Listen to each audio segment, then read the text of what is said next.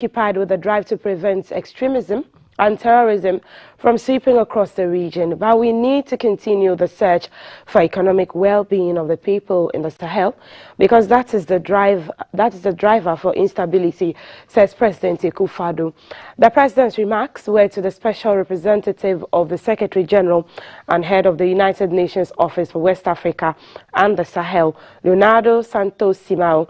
The special representative was at the seat of government, the Jubilee House in Accra. After my visit to Ghana, I will be going to Mali also. We've been discussing what's the best time to go to Mali. But even after consultation with the headquarters, the conclusion was that, well, the right time is now, even taking into account that both the government and MINUSMA are in the process of implementing the Security Council resolution for withdrawal of the mission. So this is the summary I could present to you, Mr. President, on what my conclusion on the situation in the region.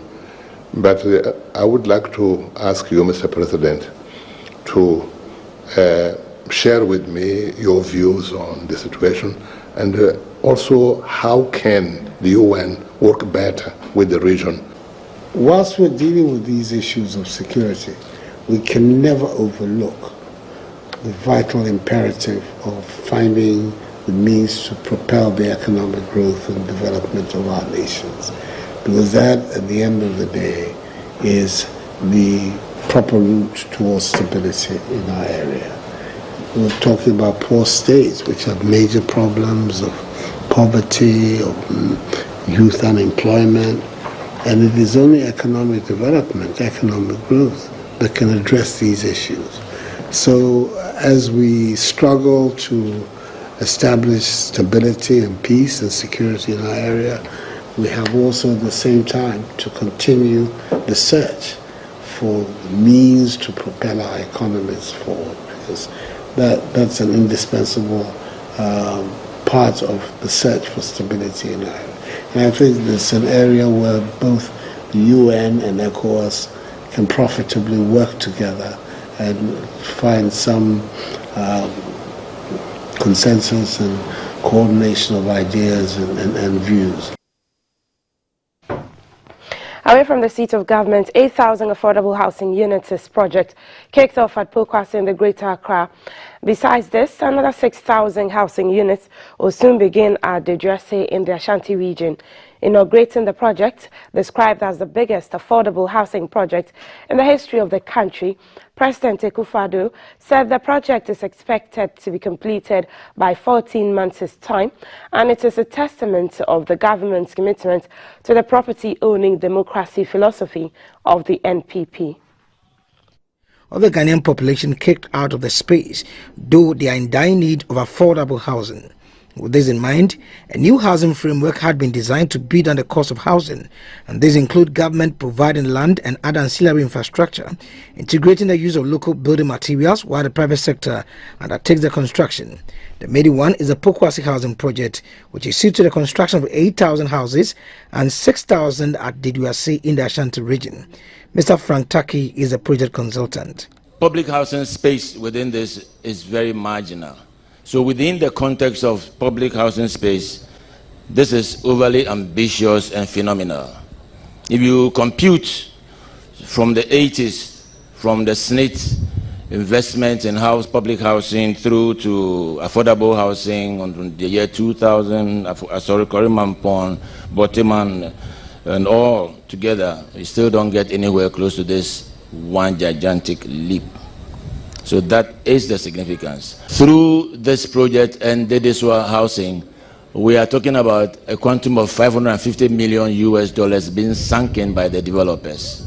That is no mean feat to brush aside.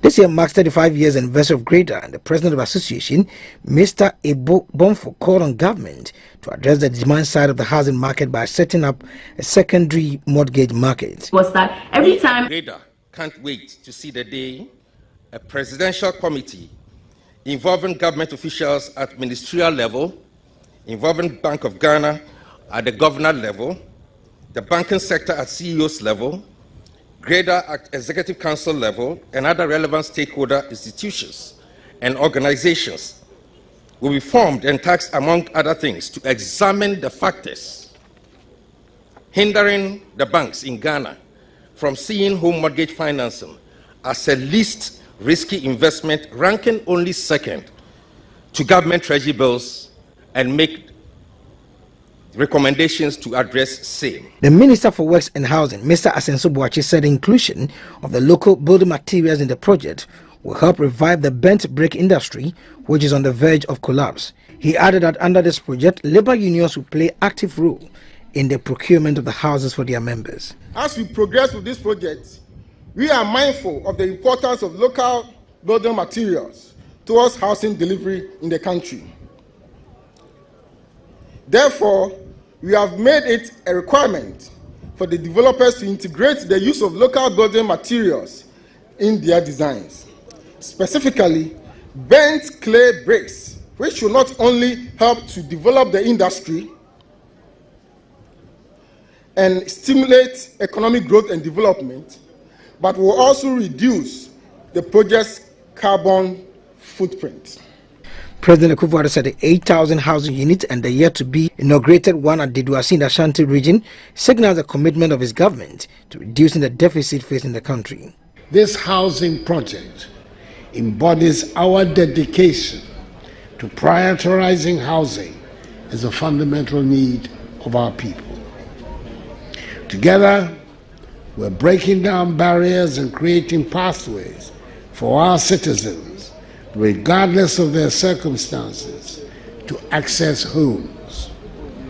Our commitment to ensuring housing security for all Ghanaians remains resolute, and we will continue to explore innovative approaches to meet the diverse needs of the Ghanaian people. This framework focuses on improving the overall ecosystem of housing delivery by addressing both the supply and demand sides of the housing market. The objective is thus to increase the production of affordable housing units and establish a reliable and sustainable demand side of the housing market that will be accessible to all Ghanaians. The Pokwasi housing project, that My Home, My Peace, is expected to create about 250,000 direct jobs. Edward Nyakun, reporting for GBC News. Meanwhile, the minority in Parliament says the sword-cutting ceremony for the commencement of the National Affordable Housing Project by President Akufo-Addo is unlawful. At a news conference in Accra, the minority caucus pointed out that the House was yet to tackle the committee's report on a $56.8 million EPC turnkey contract agreement for the implementation of the National Affordable Housing Program and the revised redevelopment scheme. We were asking the minister to, one, provide the evaluation report of the land. I know the foreign company is going to get about 41 acres of land. So do all the other local companies. So we were demanding that they should give us the evaluation report of the land and the cost of infrastructure that the government is going to put in. Even though we were requesting for that, still the ministry was putting pressure on us to approve it. We have not had the answers. So we were invited to be part of the sword cutting. We said no, because we are not going to support any illegality. I know we have projects that even started from President Kufuor's time. If you go to Asokore Mampong and other places, even though NDC government put in some investment to complete those projects, we couldn't complete it. So our expectation was that this government will rather put in resources to complete the ongoing project, especially the Asokore Mampong and the Sagleme projects. But that is where we are. Nanado and MPP administration, we don't want a situation where government commitment, at the end of it, government will not be able to even fulfill its own commitment to the project, because we know the previous investment in the housing sector suffered same fate. Sagleme, President Kufuor started without any budgetary allocation. When we were at the ministry, when we were sent to the ministry at first, even though they started, there wasn't any budget line to complete those projects. The same thing also happened. Government, part of the contract with Sagleme, government could not provide its part of. Now, Parliament has inaugurated the Citizens Bureau in Accra. Now, this will serve as a platform to facilitate engagement and information sharing between Parliament and the civil society organizations. The Speaker, Mr. Alban Bagbin, tasked MPs to work towards rebuilding public trust in the legislature. Civil society organizations, think tanks and the media have over the years supported the legislature in execution of its functions. The establishment of the Citizens Bureau is therefore part of efforts by Parliament to mainstream CSO's participation and harness their contributions to support the work of Parliament. The Citizens Bureau is an initiative by the Speaker and Parliament of Ghana to promote the Open Parliament agenda as the legislature celebrates 30 years of parliamentary democracy. The service will do its utmost best to provide resources to sustain the achievements of the Parliament of Ghana as first on the Africa Open Parliament Index for the year 2022. The presence of many captains of civil society organizations here is a clear testimony that we stand ready to work with Parliament and together find a common platform to advance the cause of oversight and accountability. I've been told that this is the first of its kind in the entire of Africa. We strongly believe that the time has come for Parliament to open up even more. And that is why I'm particularly enthused by setting up such a great facility. The establishment of the Citizen Bureau Office signifies our commitment to a participatory democracy, one in which the power to shape our collective future is not confined to the corridors of Parliament, but extends to the very hearts of our communities.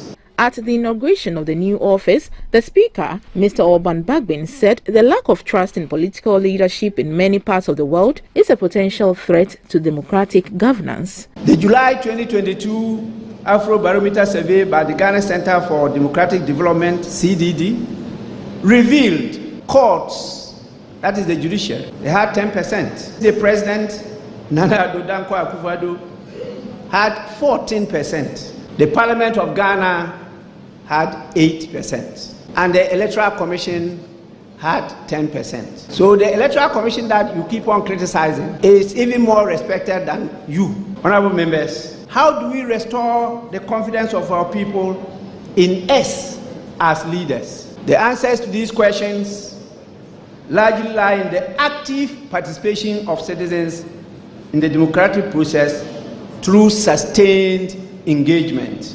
Though the Citizens Bureau would be open to all CSOs, they are required to register via a link on Parliament's website www.parliament.gh to ensure their participation. Rachel Quarty, GBC News, Parliament. Alright, from Parliament, members of West African Bar Association, WABA, are in Accra for a two-day conference. They will, among other things, take stock of past activities and reposition the association to promote human rights activities. The Minister for the Interior, Mr. Ambrose Derry, admonished participants to adopt more concerted approaches to support their government to promote the rule of law. He also urged them to come up with modalities that will help ensure good governance. Gentlemen, the respect for human rights and rule of law is a critical tenet for democratic coordination, consolidation, peace, security, and the development of our region. We must therefore make concrete and deliberate efforts to integrate these in our strategic interventions at both national and regional levels. bar associations are expected to play a key role in this regard, especially in the context of multiple challenges facing our region. As you strengthen partnerships with national stakeholders, I would urge you to also invest in reinforcing regional networks, which are crucial for experience sharing and exchange of best practices. As you all know, because of the challenges faced by our region that are multifaceted and not confined to any particular country, we are expecting as WABA and individual bar associations in our countries to also adopt more concerted and comprehensive approaches in search for durable solutions. Our hope, therefore, is that through your continued commitment, WABA will be able to strengthen the community of practice among bar associations and support the governments and people of this region to promote the rule of law and respect for human rights, especially for the most vulnerable. Let's do some politics now. With a short code *920*270#, NPP members can now pay their dues at the comfort of their homes and within their own means. The national chairman of the party, Mr. Stephen Ntim, says that the new payment structure is not intended to disenfranchise party members at the Electoral College, but only to encourage the members to contribute to the financing of the party. The party says it is putting in place plans to register about 2 million of its supporters on its database.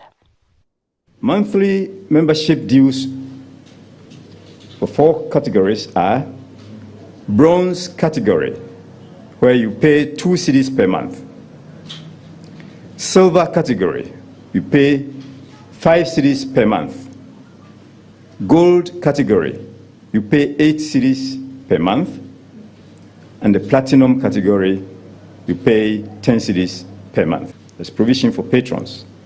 These are individuals, party members, who may choose to contribute substantially towards the progress of the party at different levels, from constituency, regional, and national levels. Ladies and gentlemen from the media, as a way of motivating members to pay their dues,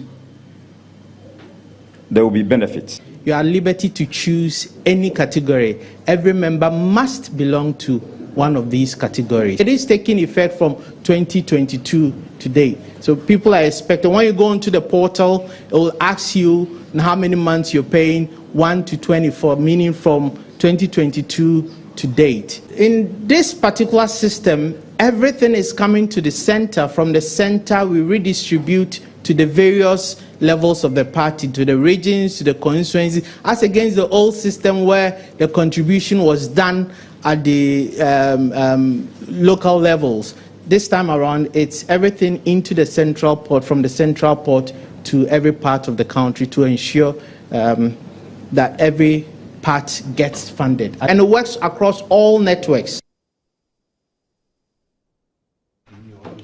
Away from politics to the hunting of animals. From yesterday, August 1, 2023, the Wildlife Division of the Forestry Commission commenced the 2023 close season on the hunting of wildlife. The season is observed to ensure the sustainable utilization and management of wildlife resources while protecting indigenous wildlife species such as pangolins, parrots, and elephants. The ban on the hunting of wildlife runs from August 1 to December 1, 2023. The exercise is enshrined in the Wildlife Conservation Regulations LI 685 of 1971. In the close season, activities such as hunting, capturing, destroying and trading of wildlife animals are completely prohibited, with the exception of the grass cutter. Even in the case of the grass cutter, hunting is only permitted when one has a valid license. Animals such as the pangolins are classified as endangered species, and seasons such as this protect them from being trafficked The 2023 close season on hunting has the theme Effects of Climate Change and Forests and Wildlife Resources, looking at the critical role climate plays in the makeup and proper functioning of forests and wildlife resources. Nobody, and we mean it, no one should go into any forest to kill any animal in the forest. We want the animals to be on their own. We want them to have their privacy. We want them to procreate. If within that time you go into any forest to go and kill any animal, then you have committed an offense, which is a criminal offense. A Deputy Minister of Lands and Natural Resources in charge of forestry, Mr. Benito Wusubio, said measures including the passage of the Wildlife Resources Management Bill 2022 and providing the necessary training and adequate equipment for wildlife rangers to effectively protect all natural resources are part of interventions to protect nature. A Deputy Chief Executive of the Forestry Commission, Mr. Suleimana Nyadia, said one of the important points of preserving wildlife is to curb their decline in the country. Best students in the Wildlife Conservation Education Drawing Competition received awards, while certificates were presented to some basic schools for participating in wildlife clubs. The 2023 event was launched at the Chimota Basic School Park in Accra. Clara Mlano, GBC News, Accra. And on some finance issues, the Minister for Finance has extended an invitation to pension fund holders requesting for their participation in the debt exchange program. In a statement from the Finance Ministry, the government is seeking to exchange 31 billion Ghana cedis in principal amounts of the eligible bonds for Treasury bonds, ESLA bonds and Dache bonds. The invitation by government to the pension funds, according to the statement, is intended to enable the pension funds preserve their patrimonial value while exchanging their eligible bonds for bonds that offer more potential liquidity. In the letter, the Minister for Finance requested that pension funds exchange their current holdings to Treasury bonds, ESLA bonds and Dache bonds. It further stated that the proposal is aimed at alleviating the cash constraints on the government in the coming years while fully compensating the pension funds for the value of their respective current holdings. This proposal, according to the Minister, has been carefully crafted to facilitate the execution of the MOU while addressing the government's financial needs. It, however, added that all offers to exchange eligible bonds made by eligible holders are irrevocable, subject to withdrawal rights under certain limited circumstances. By tendering their eligible bonds, eligible holders represent and warrant such eligible bonds constitute all the eligible bonds owned by them and consent to the blocking by the Central Security Depository (CSD) of any attempt to transfer them prior to the settlement date or the termination of the invitation by the Republic. Deadline for submission ends at 4 p.m. on the 18th of August 2023. You're still watching GTV Breakfast News. From finance, let's take you to the foreign front, the Niger coup, where France is preparing to evacuate its citizens from the West African nation of Niger because of anti-French sentiments following last week's coup. It has said it will also help other European nationals to leave. Now, the coup has prompted demonstrations against the former colonial power, with the French embassy coming under attack. It comes as the juntas in Burkina Faso and Mali warned that any forcible attempt to restore the ousted president will be seen as a declaration of war. The two neighbors, also former French colonies, have both moved away from France and towards Russia after staging their own coups in recent years.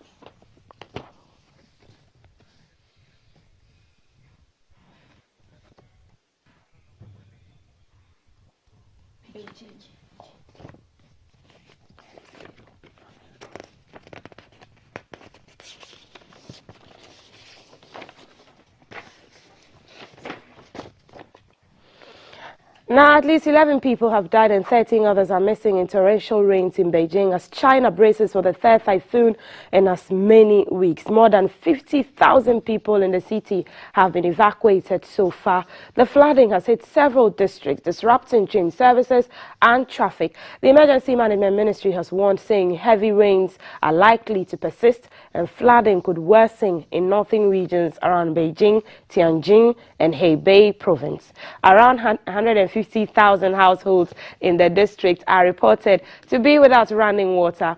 Nearly 400 flights on Tuesday were cancelled and hundreds delayed at Beijing's 2 airports.